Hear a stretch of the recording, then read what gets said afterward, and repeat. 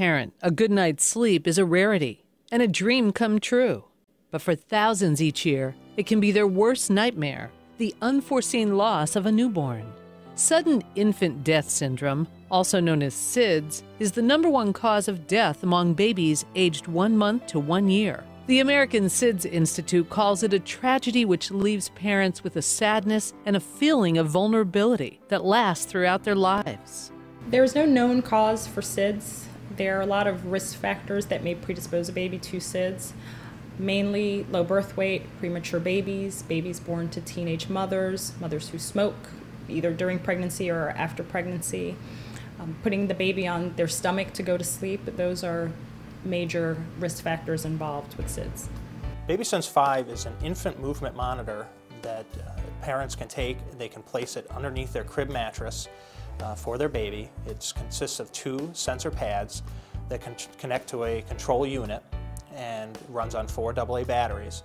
And what it'll do is it'll sense if there is a lack of motion or no motion transmitted from the baby in the crib to the sensor pads and sound an alarm within 20 seconds and alert the parents or caretaker that the child is in distress. The mystery surrounding what some refer to as crib death makes SIDS even more frightening. After years of research, SIDS remains an enigma as to its cause, and there is no proven method of prevention. Babysense V was invented as an alternative to hospital-style monitors. Some hospitals would send the parents home with a big, expensive style of apnea monitor. And as soon as the doctors felt that there was no need for this, they would take it back from the parents. This now is solved with the Babysense V because the parents can purchase this monitor. They can use it for up to a year when the risk of SIDS is considered to drastically reduce. And they don't have to be nervous once the hospital monitor is taken away. Or if for any parent that just wants to be able to sleep at night and have peace of mind. Well, it was a Sunday morning and about 5 o'clock, and I was sleeping with my daughter next to me in my room, and all of a sudden the alarm went off.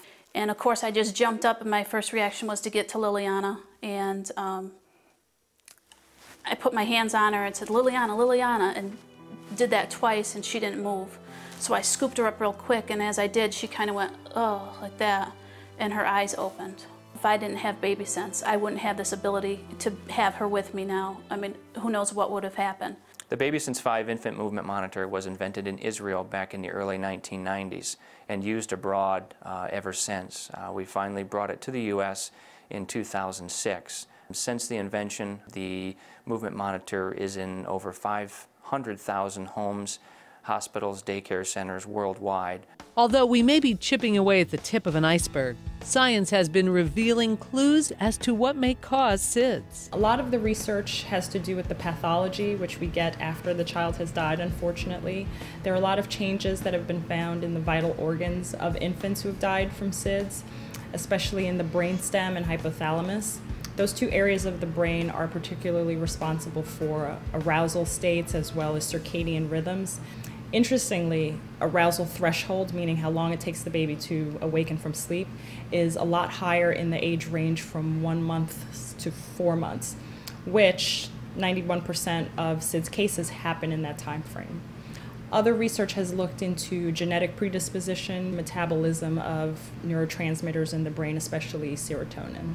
In a 2007 study published by the American Medical Association on infants diagnosed with SIDS, researchers discovered a severe lack of receptors for serotonin, a neuron that helps regulate vital body functions. While speculations continue, new parents everywhere should be familiar with the risk behind SIDS. And with Babysense V, parents may have a chance to act should anything happen. If the baby stops breathing, this is giving you an alarm to tell you you need to get in and get to your baby. If you don't have this alarm, you're not going to know that the baby's stopped breathing until you go in and you come upon the child that's no longer with us. There are a lot of things that parents can do to help minimize the risk for SIDS. The most important one is putting the baby on their back to go to sleep. Ever since the back to sleep policy has become prevalent in the United States, the incidence of SIDS has dropped dramatically. Parents can also eliminate big quilts, pillows from the crib, not putting any stuffed animals in the cribs. Parents can refrain from smoking. around the children or even smoking at all. These are some ways that parents can minimize the risk of SIDS. At the end of the day, if we can save just one child's life, all of this will be well worth it. Maybe one day the true cause of SIDS will be unveiled. Until then, parents and caregivers can rely on advancements in medicine and technology for peace of mind through the early years. For more information, please visit our website or call us today.